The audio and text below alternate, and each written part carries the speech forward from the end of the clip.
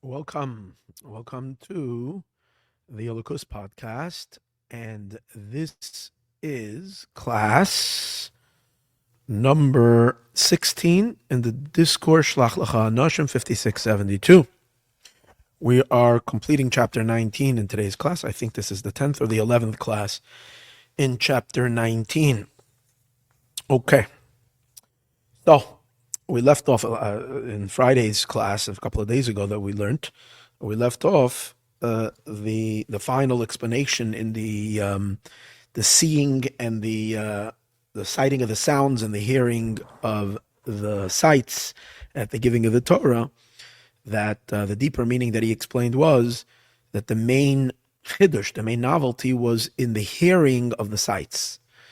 That's where we saw a complete change in the essential power, because the way it worked was as follows: the seeing of the sights was that they saw. As we learned earlier, when you see something, it means you get to see the substance of it.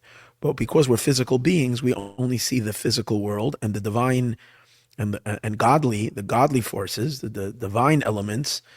We only hear about, we can't see it. But by the giving of the Torah, the world thinned out so much. The material element of the world became so thin and so unobscuring, and God became so pronounced that the physical world faded away into a concept, into an idea, and the spiritual dynamic of the world, the godly element of the world, became fully manifest and revealed to the point that we were able to see the substance of the divine. Incredible. Imagine what kind of impact that left on a person to get to see that once. And God, how that etches itself into a person's being forever and ever, you can never forget. However, we learned and then it went even deeper and higher. In addition to the idea that the physical world now became something that they only heard about, but also when it came to the godly, not only did we see it, as we learned in last class, but we also heard it. Now, as we learned in last class, there is a quality to hearing over seeing, because although when we hear about something, we only hear the externalities of it, we hear the details of it, we get to read the ingredients of it, but we don't hear the substance. That's one of the cons of hearing versus seeing. But there is the pro of hearing, there is the benefit of hearing, there is the advantage of hearing, which the advantage of hearing supersedes, is superior to seeing, is that when we hear something, that is the way we hear it inside of us. When we see something, we're seeing it outside. So there is a distance between us and the thing, although we see the substance, but we see it outside of us. Hearing, the sound waves go inside of us. And the same is with the concept of hearing on the broader sense, as we discussed earlier, which means understanding is when you understand something, the concept, the idea enters into the person and it becomes very much embedded in one's psyche in a very deep way. However, usually it doesn't have such a deep impact because all we're getting is the information about something, not the thing itself. Here, we got both benefits. We got to hear and take in the substance of the divine. That itself, that they saw, is an incredible idea. That which they saw at Sinai, which is the divine, not only did they see it, now they also heard it, which means they heard that substance. So they took that substance of the divine in a way that it literally entered into their every cell of their being. It completely permeated them, even more than seeing something. So they became totally one with what they saw. That is already a change, because that the hearing should be able to hear substance. That's a change in the essential quality of the power, and that came about because, as we discussed earlier, the kochos, the powers of the soul, acted abnormal. They acted, not only did they expand their range, but they acted in an abnormal manner. And that is because what was revealed in their own souls was the essence of their soul that is higher than the powers of the soul embedded in the soul. See, there's two levels, or rather three levels. There are the powers of the soul when the powers of the soul emerge outward, and then each power is fixed with certain limitations and definitions. There is a higher state, as we learned earlier, where the powers of the soul are one with the soul itself, but still there are powers over there, and therefore each power has its definitions. On that level, they can reside together. They don't clash with each other. They are in perfect harmony and they're in perfect oneness with the soul, but there still are powers. And then there is even deeper than that, the essence of the soul that's higher than its powers. And remember, we can reflect that above as well. The are the sphirot, the energies of the attributes when they emerge out after the tzimtzum, after they already emerge, whether they go into vessels, when that's already the spheros as we are in their most manifest state. Then there are the spheros which are called esespheres agnuzos, which is the subject matter of this discourse, and that is the esespheres agnuzos, the 10 powers that are the 10 attributes when they're still hidden in God, in the Or Ein Sof, and they are in perfect oneness with each other. But they still function. Each power still does its business. And then there is even deeper than that, the 10 spheros. Then there is a level of the soul which is higher than spheros altogether. And when that level of soul is revealed, it plays monkey business with the powers. The spheros themselves suddenly act out of whack. Okay? Because they don't anymore, they're not limited anymore. They're infused with a power that's bigger than any limitation. So he's saying that that's really what happened at the giving of the Torah, that it surpassed the idea that he initially started to present. It's interesting. He starts off, and the only reason he brought this was because he wanted to present the thesis, the idea that the powers of the soul, the esespheres agnuzos, the powers of the spheres, when they're in the Or Ein Sof, are coexistent with each other in perfect harmony. They don't clash, even if they're opposite powers. And to that, he brought this whole idea of seeing the sights, seeing the sounds, and hearing the sights. But in the end, he comes to a conclusion that it was even deeper than that. Even a higher level was revealed. Okay, this is all a summary of what we just learned. Now we go out of the parentheses and we go back into the Maimer. Yesh Loima, we can say. Now to further intensify the chidush, the novelty of how incredible the experience at Sinai was, Yesh Loima, we can say that he wants to say it's even more than how the soul perceives reality before it comes into a body. Now, basically, based on what we learned before, what we're describing over here is pretty close to a soul before it goes into a body. Why? Because when the soul, the fact that godliness is perceivable and seeable is something that again, what did we learn earlier? That you see what is on your what is in your wavelength. What you hear is what's beyond your wavelength. What's farther and distant from you. So in our physical material world, since we are material, we are physical, and when we're operating through a physical body, so the physical material world is closer to us. The spiritual world is more distant to us. So we apply our power of vision to what is closer to us, to the physical, and we hear the spiritual. So based on that reasoning, if we would examine the ability of seeing and hearing to the soul prior to its descent in the body, then it would be pretty much like Sinai, in which we perceived by Sinai we perceive the spiritual as something we can see. So the same as before a soul goes into a body, when we don't have the encasement of a physical body, we also see the spiritual and the godly. And we also hear maybe about the physical world. So, but now he wants to say that the experience at Sinai, when himself, I'm getting stuck over here, I don't know, and I don't have an answer. We've already established that the experience at Sinai was already above and beyond the soul in heaven. Why? Not so much because of the seeing. Because of the seeing, we said, yeah, that's true. The experience of sight was kind of the same like the soul in heaven.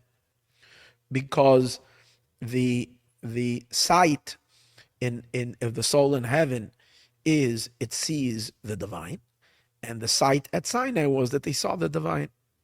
Okay, that's that's the same. But when it comes to hearing, there is an advantage to this to Sinai, because by hearing we said it's not just usually when we hear even a soul in heaven. What is it hearing? What's the power of hearing? The power of hearing is to take in the externality of something, which means the description of something. That is the power of hearing. And that applies now down here, okay? It's on a more limited fashion to more physical things or maybe even spiritual things, but to a certain limit. And then up in heaven, that we can understand in heaven is much higher, but it's still hearing. Is still always remains within the realm of hearing. We, however, said that about Sinai, the hearing was tinkered with, that the hearing absorbed substance, which is something that doesn't happen to the soul in heaven, that it should hear the substance, because hearing doesn't hear substance. The whole power of hearing, even when it's a soul not in a body, is to hear information. And that was true in the soul in heaven as well. So we already have an advantage. So why is he pushing over here to explain that there is another advantage, as we're going to see? Now, he is going to explain another advantage. So perhaps, one thing we can say is that perhaps the chiddush, the novelty that he's going to say now, what he's going to extend it further is that regarding the hearing, Sinai was definitely outdid the hearing of the soul. And at Sinai we saw the divine. So in that we can actually argue that he's now going to present a higher level, and that is as follows. Let me just say it very briefly before we learn inside. He's going to say like this: even the soul in heaven still even though it doesn't exist in a body, it still exists within the format of creation. It exists within certain parameters of worlds. It exists in a world. Whichever world it is, we know souls in heaven inhabit various different levels of worlds. So it's a spiritual being existing in a spiritual world. So it's still a world. And therefore it's subject to the limitations of the worlds. And therefore it can't interact with the pure infinite light of God. It can interact with the godliness. So the infinite level of God, the godliness that's above the worlds, even souls in heaven don't get to see. By Sinai, they got to see even the light, the Or Ein Sof that is above the worlds altogether. And the simple reason is because God came down. God comes down, meaning God with all of his infinity came down. And that's the reason they got to see what we don't experience in the heavens above. So that's an upgrade. So regarding the hearing, and since we said earlier, not only did they see it, they also heard it. So they heard and assimilated into them this transcendental level of God that was not possible, that souls in heaven never have any, don't even get to peek at, and even not to hear about in a substantial way. So that's the chiddush that he wants to add over here. Yashlama, we can say the that the seeing and the hearing of the soul before it becomes enclosed in a body, which is seeing the substance, and understanding the substance. Now I'm gonna make a mark on this word, put a little dot over here, because what he just mentions over here is giving me I'm not understanding. Okay, I'll tell you why. I'll get to that later. But he's saying that the souls in heaven, they see the substance of the divine and they hear the substance. And to prove that, he says in a parenthesis, the understanding of the souls in Gan Eden. Remember, we said that understanding and hearing is the same idea. That souls in Gan Eden, in the Garden of Eden, they hear the substance of the divine. However, he says, now I don't want to ask my question right now, because I don't want to distract anybody. I just want you to make a mark on that. Let's continue. He says, notwithstanding the loftiness of that experience, that's only the light that is already part of the evolution into the worlds, meaning the godly life force that relates to creation and is part of meaning the modified godliness that enters into become the sustaining power of creation. Lahainu, what does that mean? In the ray of God, that comes into a state of enclosement in the world, in the world. Let's skip the second parentheses for a minute over here. But the essence of the light, in general, what does it mean, the essence of the light? The Orin Sof that's above being enclosed in the world, not a ray of the Or. So basically what we understand is like this: there is the Orin Sof, there is the infinite light, and there is a ray of the infinite light. The ray of the infinite light, it becomes enclosed in the world. In the higher world, of course, and then lower, it gets lower and lower. But the light itself, the essence of the Orin Sof does not get enclosed in the world. And therefore, the souls up there don't have any relationship to it. However, again, but the Orin Sof that's above the world, yes, they do have some kind of a hearing in it. They hear about it. That means, and an understanding of it, but they only can understand and know its existence, which means they can know a description about it, and that is that it's beyond description. That's what they can know, levad, alone, but they don't have neither a vision in it and neither a hearing of the substance of it. They definitely don't have. And the idea of seeing that which is heard, which happened at Sinai, they got to see the substance of the essence of the light, which light, the Orin Sof, that's completely above creation. And hearing this, that they heard what is seen, Shahasaga, that they're grasping and understanding of that essence of the light, of the Orin Sof, is unlike it is to souls in Gan Eden, where they have Yediyas HaMetzias, they have the existence of the information, but they don't know the substance of it, they don't understand the substance. Over here, they do understand the substance. Okay, let's just go back for a moment to this little parenthesis. This that he said earlier, that souls in heaven only get to experience the rays of the light that becomes enclosed in the world, but not the essence of the light.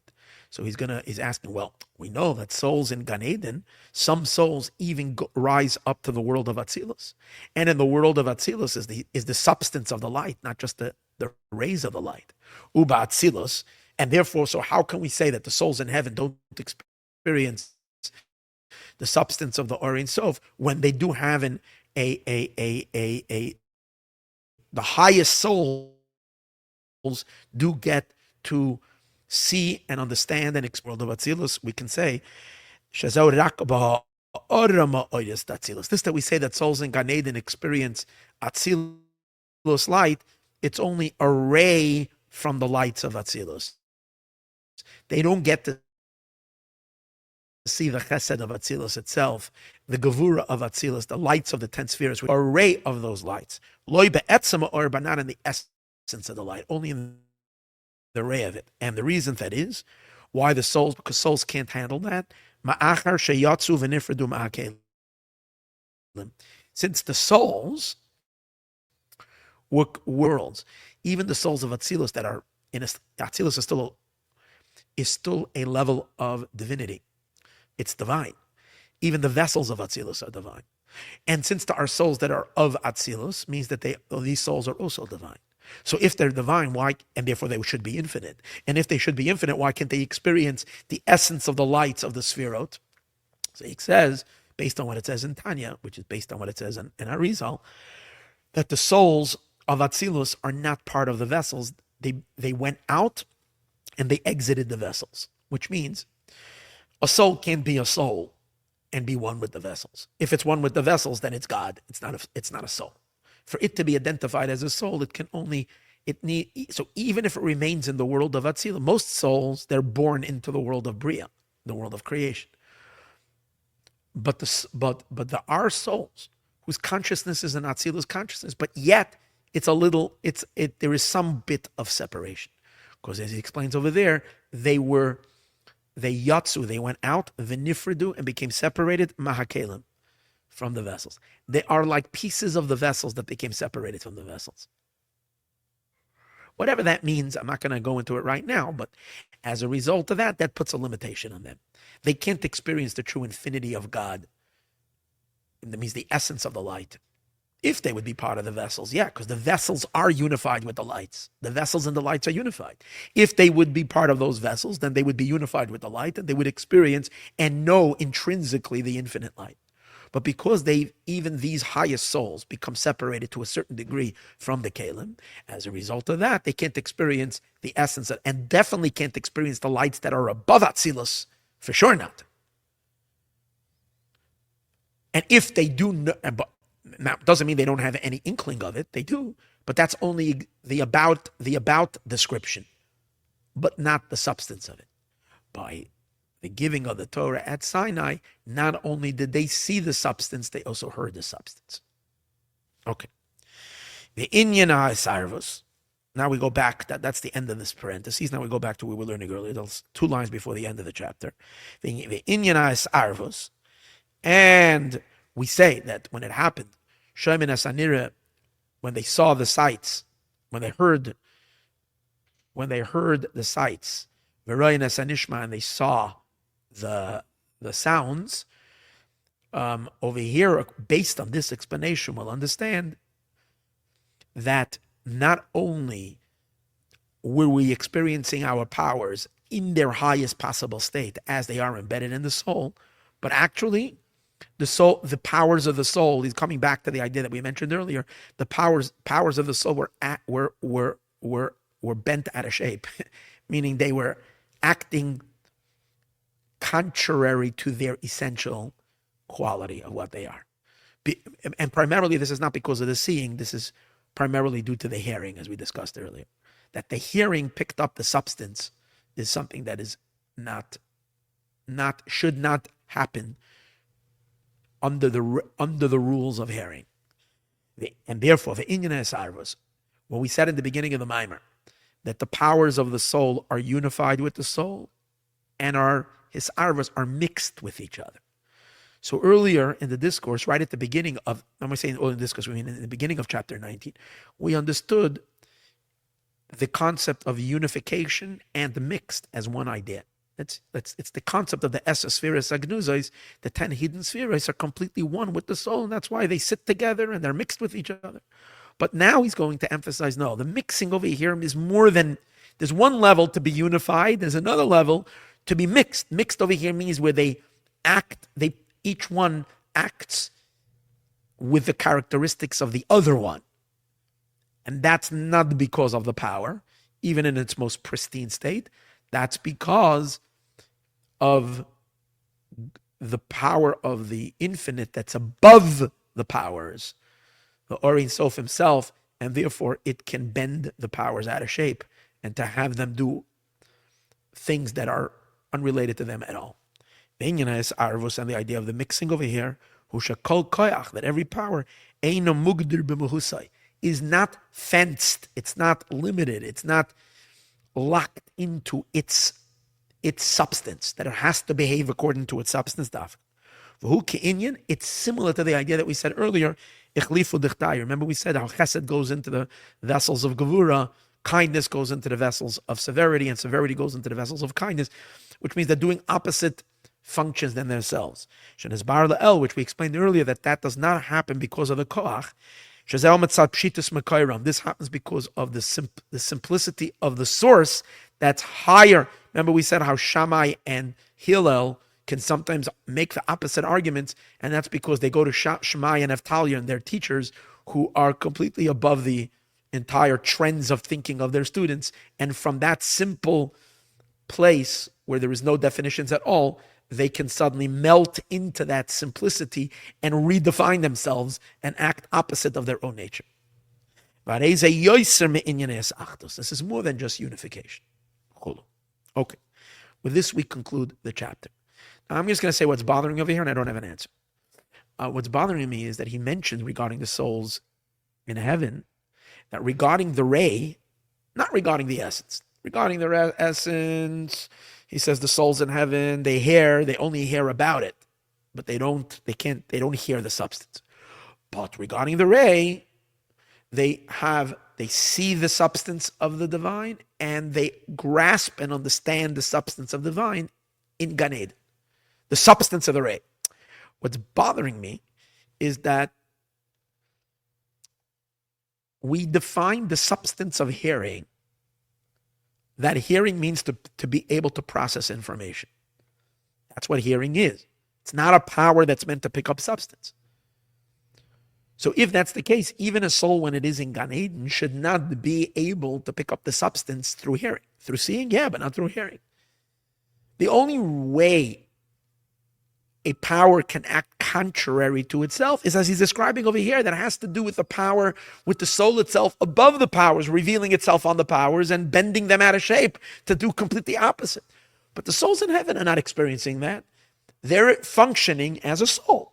The soul has powers. The powers are functioning. It's just that in heaven, it's not limited by the body, but it still has its design.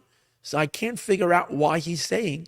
Now we know, but I do know that in many places in Chassidus it says that the souls in heaven have a hasaga, have a grasp in the substance of the or. How does it fit with what he said the whole time, that shmiya, that hearing, unless there is a miracle? But other than the miracle, the nature of hearing is to hear information, not substance. The only answer that I'm thinking is possible is that the ray of the divine, the ray of something, is always called a description of it, not it. So even if you come along and say that they were able to understand or grasp or hear the substance of the ray, it's still leaving the power of hearing within the range of how hearing operates, and that is that it doesn't pick up the substance, it picks up information. Because if you're only hearing the